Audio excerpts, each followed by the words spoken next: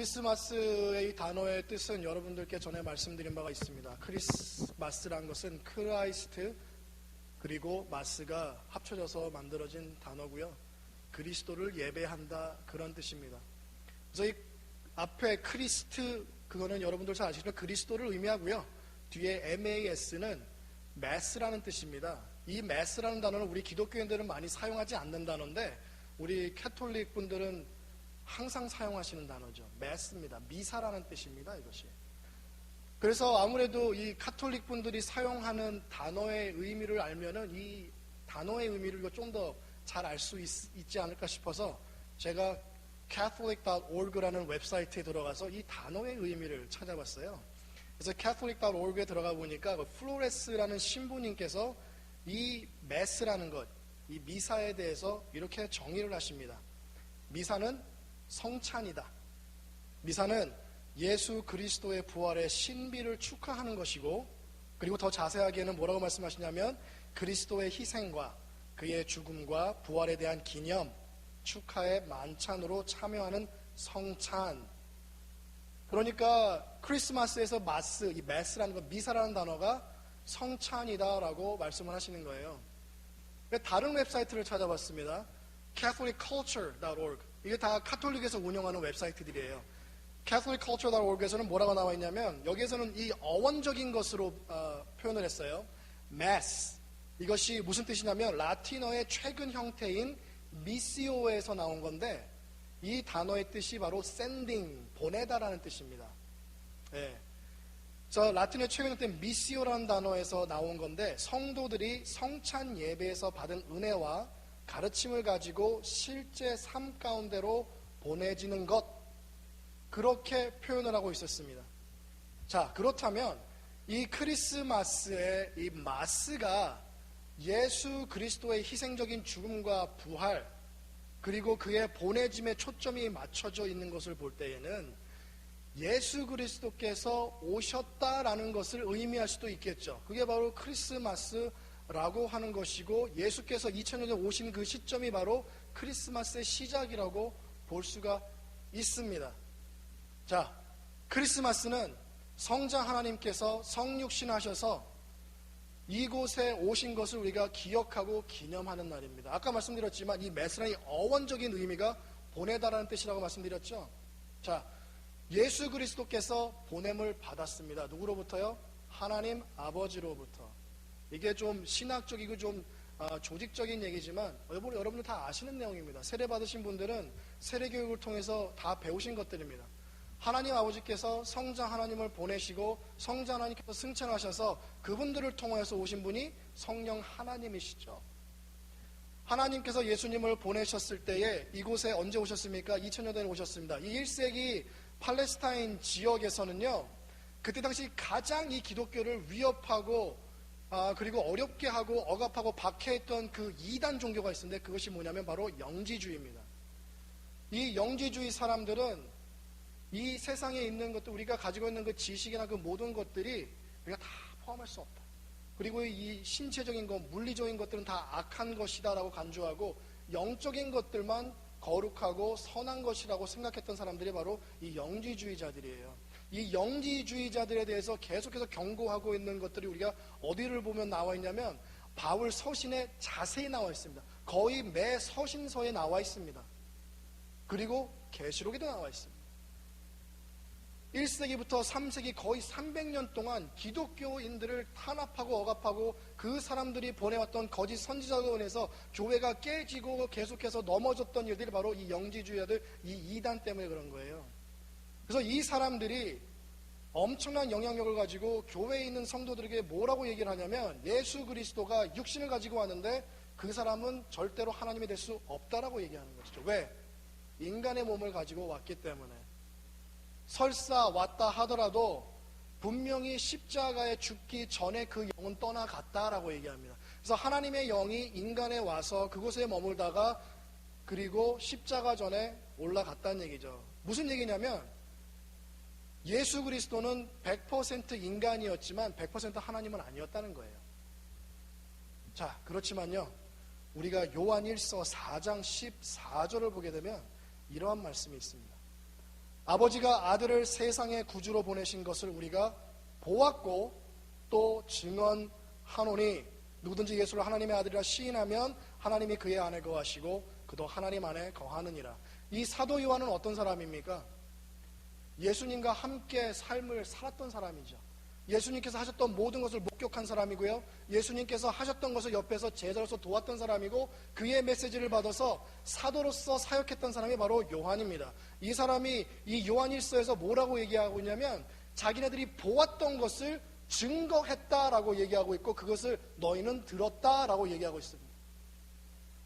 이때 당시 사람들 중에서 이 사도 요한은 예수님의 가장 측근 중에 측근이에요.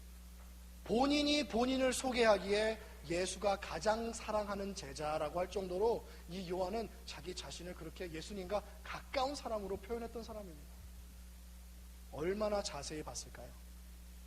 예수님께서 하시는 모든 것들 일수일투족 다 보고, 그리고 그분이 하시는 것 다 따라하고, 그분이 원하시는 것 그의 사역을 돕고, 그리고 예수님께서 2명씩 짝지어서 보냈을 때 분명히 따라갔을 것이고, 그리고 예수님께서 원하셨던 모든 것들을 이 요한은 그 옆에서 도와줬을 것입니다.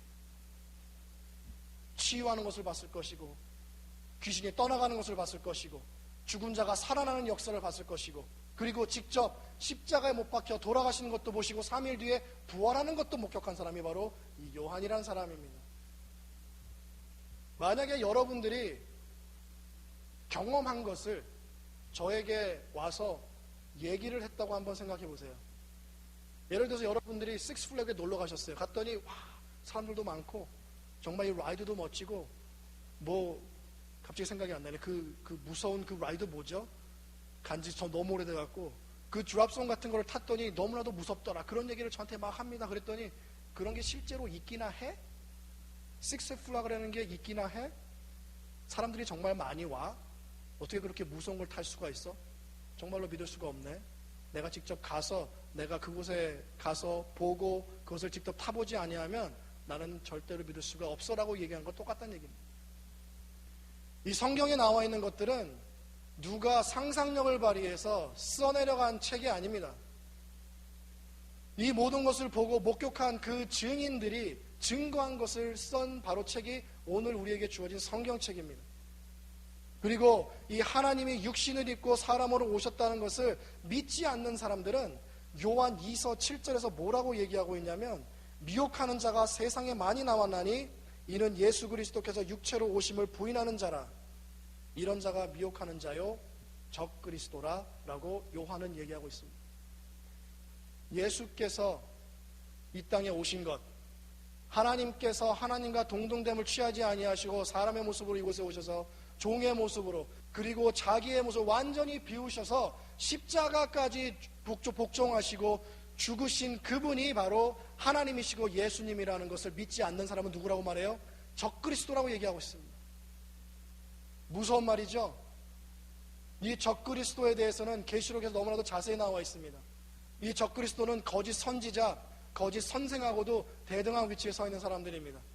하나님을 대적하는 사람들, 하나님의 말씀을 왜곡시키는 사람들, 하나님의 말씀이 선포될 때에 그것을 트위스트해서 사람들이 잘못 믿게 하는 그 모든 행위들이 바로 적그리스도의 행위인데, 하나님을 안 믿는 사람뿐만이 아니라 예수님이 오셨다는 것을 알고 믿는다 할지라도 그분이 하나님이 아니라고 믿는다면 그 사람은 적그리스도라는 것입니다.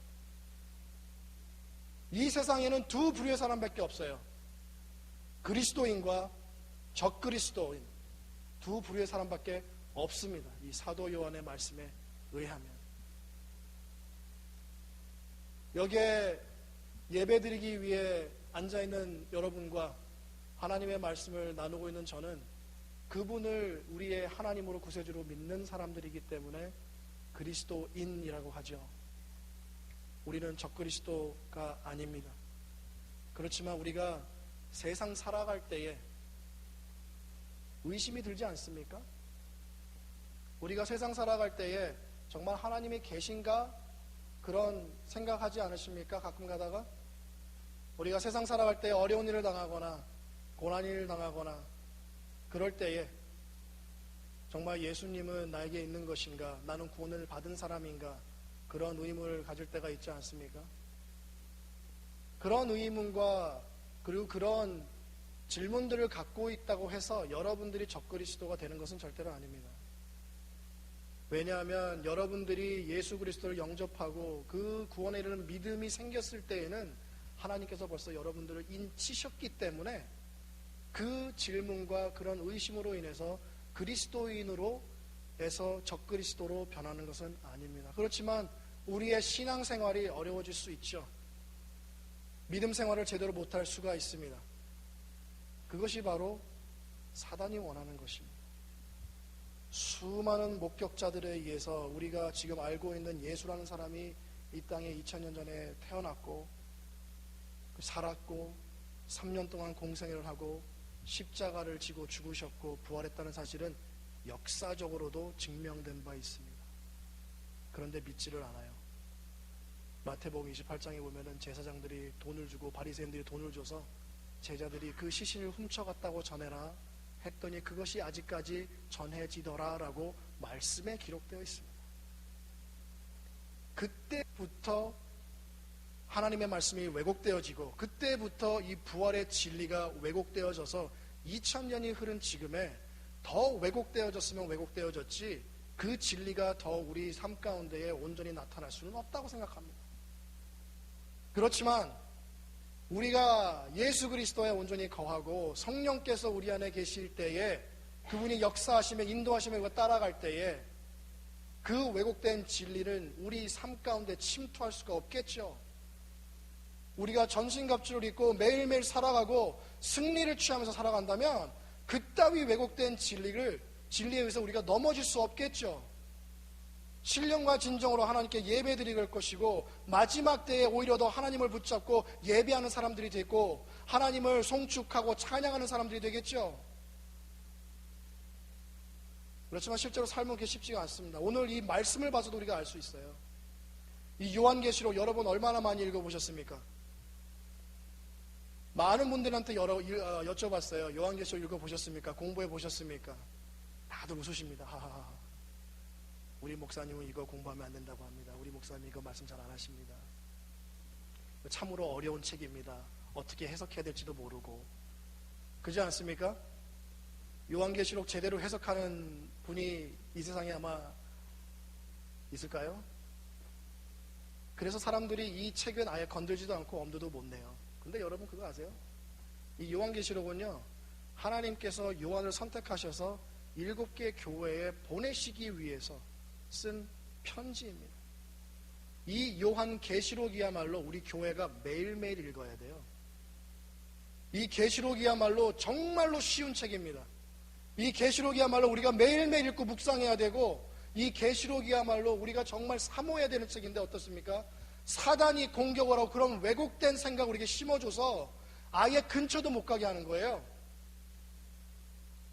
그렇지 않습니까? 왜 계시록이 어려워요? 우리 인간들이 그렇게 만들어버린 거예요. 우리가 다 다르게 해석을 해버렸기 때문에 우리의 생각을 가지고 우리의 학식을 가지고 내가 배운 공부를 바탕으로 이 계시록을 해석해버렸기 때문에 어려워진 거예요. 우리가 하나님의 말씀을 가지고 우리가 하나님의 마음을 가지고 이걸 바라보고 이걸 읽었을 때에는 하나님께서 역사하셔서 예수께서 하신 모든 말씀을 가르치고 기억나게 해주는 성령의 도움으로 기억을 하고 우리가 알 수 있을 텐데 우리는 사람들의 가르침을 더 의지하기 때문에 그렇습니다. 우리는 주석을 갖고 공부를 하죠. 말씀 갖고 공부하지 않습니다. 우리는 다른 사람들 의지할 때가 정말로 많아요. 내가 직접 이 말씀을 열고 공부하지 않아요. 이 계시록이야말로 우리가 정말로 사모해야 되는 책입니다. 왜 그런지 아십니까? 이 계시록 오늘 읽은 본문에 두 번째 크리스마스가 이 말씀에 나와 있기 때문에 그렇습니다. 첫 번째 크리스마스는 예수님께서 2000년 전에 보내심을 받은 그 초림의 역사. 누가 예언했어요? 이사야가 예언했고 예레미야에도 나오고 그리고 창세기 예표가 나오고 성경에 많이 나옵니다. 아브라함이 이삭을 죽이려고 했던 그 모습도 예표고 성막 자체가 예수 그리스도를 상징하는 것이고 그리고 언약궤 자체도 예수님을 바라보고 예표하는 모습인데 이 구약에 완전히 심취에 빠져있는 우리 유대인 형제자매들은 그것을 몰라요. 이사야서 7장, 9장, 40장, 53장은 우리가 제대로 알아야 됩니다. 거기에 예수님에 대한 모습이 다 나와 있습니다. 여러분들께 읽어드리겠습니다. 이사야서 7장 14절, 처녀가 잉태하여 아들을 낳을 것이요 그의 이름을 임마누엘이라 하리라. 이사야서 9장 6절, 이는 한 아이가 우리에게 낳고 한 아들을 우리에게 주신 바 되었는데 그의 어깨에는 정사를 메었고 그의 이름은 기묘자라 모사라 전능하신 하나님이라 영존하시는 아버지라 평강의 왕이라 할 것임이라. 이사야서 11장, 그날에 이새의 뿌리에서 한 싹이 나서 만민의 기치로 설 것이요 열방이 그에게로 돌아오리니 그가 거한 곳이 영화로우리라. 이새의 뿌리에서 나온 것이 바로 다윗인데 그의 뿌리에서 나온 것이 누구예요? 예수 그리스도시죠. 40장에는 그보다 먼저 나와서 예비하는 요한의 모습이 나와 있고 53장에는 예수께서 어떠한 모습으로 세상의 모든 사람들을 위해서 고난을 받고 죽임을 당하고 너무나도 자세히 묘사되어 있어요. 이것을 매일매일 읽고 매일매일 묵상하는 우리 유대인 형제자매들은 아직까지도 메시아를 기다리고 있습니다. 아직까지도 크리스마스를 기다리고 있어요. 700년 전에 예언된 것입니다. 예수님 오시고 2000년이 지났습니다. 너무 많은 세월이 흘렀죠. 그런데 여러분 그거 아시죠? 하나님께 하루는 1000년 같고 1000년이 하루 같습니다. 이제 이틀 지났어요. 하나님의 시간으로 3일 지나서 오실 수도 있습니다. 우리 시대에 예수님 다시 오시는 거 못 볼 수 있어요. 그런데요, 중요한 게 무엇이냐면 이 사람들이 이 말씀을 자세히 알았음에도 불구하고 예수님을 못 알아봤다는 거예요. 오늘 요한계시록에 나온 예수님의 모습이 어떻습니까? 초림 때 모습하고 너무 다르죠? 초림 때 모습은 요거예요, 요거. 아기 예수. 재림 때 모습은요, 13절. 발에 끌리는 옷을 입고 가슴에 띠를 띠고 그의 머리와 털의 희기가 흰 양털 같고 눈 같으며 그의 눈은 불꽃 같고 그의 발은 풀무불에 단련한 빛난 주석 같고 그의 음성은 많은 물소리와 같으며 그의 오른손에 7별이 있고 그의 입에서 좌우에 날성검이 나오고 그 얼굴에 해가 힘있게 비치는 것 같더라. 우리가 만약에 재림하는 예수님을 이러한 모습으로 생각하고 기대하고 있다면 여러분들 그 재림 우리 놓칩니다. 유대인 사람들처럼. 이 말씀에 의하면 예수님께서는 이러한 모습으로 재림을 하세요. 어떻게? 구름 타고. 허무맹랑한 우화 같습니까? 소설 같습니까? 그렇다면 여러분, 어떤 사람이 처녀의 몸속에서 나올 수가 있겠습니까? 말도 안 되죠. 그러면 2000년 전에 태어나셨던 예수님 허구라는 얘기죠. 어떤 사람이 죽었다가 다시 살아날 수 있습니까? 그리고 유대인의 전통에 의하면요, 3일 있다가는 절대로 다시 살아날 수 없어요. 3일은 완벽한 날이기 때문에 일단 3일이 되면 그 사람은 부활하거나 살아나거나 회복할 수 있는 길이 없기 때문에 하나님께서 3일을 정하신 거예요. 도저히 살아날 수 없는 가망이, 그러니까 도저히 살아날 가망이 없는 사람이 살아난 부활한 역사, 우리가 그것을 믿을 수 있습니까? 그것을 믿을 수 있다면 재림하신 예수님 모습, 구름 타고 오시는 모습, 발에 끌리는 그러한 가슴에 금을 띠는 모습, 눈은 불꽃처럼 나타나고 그리고 해같이 광명한 그러한 모습으로 오신 예수님 우리가 반드시 기다려야 됩니다. 어떠한 모습으로요? 요한계시록에서 우리에게 말씀하는 그 모습대로 성도들은 믿음을 지키고 성도들은 고난을 통하여서 예수 그리스도의 죽음에 동참하고 그의 부활에 동참함으로 말미암아 하나님 그분을 바라보고 다시 오실 예수님을 기대하면서 살아가는 것. 내가 다칠지라도 내가 죽을지라도 예수님의 재림을 기대하면서 나아가는 그 모습으로 나아가라고 계속해서 계시록은 우리에게 말씀해 주고 있습니다. 여러분, 예수님은 오셨습니다. 2000년 전에. 그리고 예수님은 반드시 다시 오실 것입니다. 그 다시 오실 두 번째 크리스마스, 그 날을 우리가 매일매일 기대하면서 그리고 매일매일 기도하면서 주님께서 부활하셨을 때 우리에게 안겨주신 그 승리와 그 은혜를 가지고 매일매일 살아가는 그 힘, 우리가 그렇게 살아가야 됩니다. 우리가 그렇게 살아가야 됩니다. 계시록은 절대 어려운 책이 아닙니다. 우리 교회에게 주신 책입니다.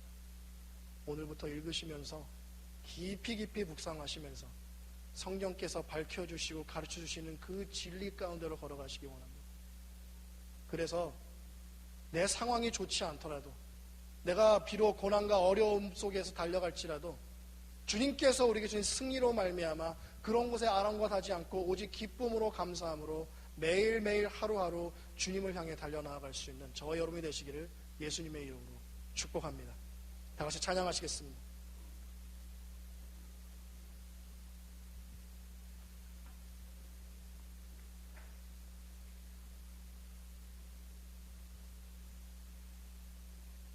이 찬양은 제가 정말로 사모하는 찬양입니다. 우리에게는 다 기한이 정해져 있습니다. 그렇지만 예수 안에 있는 사람들은 영원히 그와 함께 살아갑니다. 주님 다시 오실 때까지 내가 계속해서 그와 함께 걸어가고 신앙생활할 수 있는 것, 내 안에 내재하신 성령 하나님께서 우리에게 주신 그 능력 때문입니다.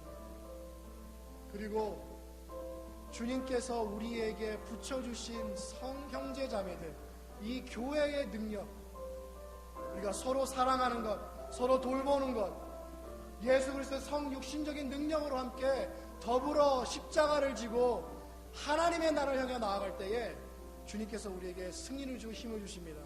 주님 오시는 그날까지 매일매일 승리하면서 살아가시는 저와 여러분이 되시기를 원합니다. 주님 다시 오실 때까지 나는 이 길을 가리라.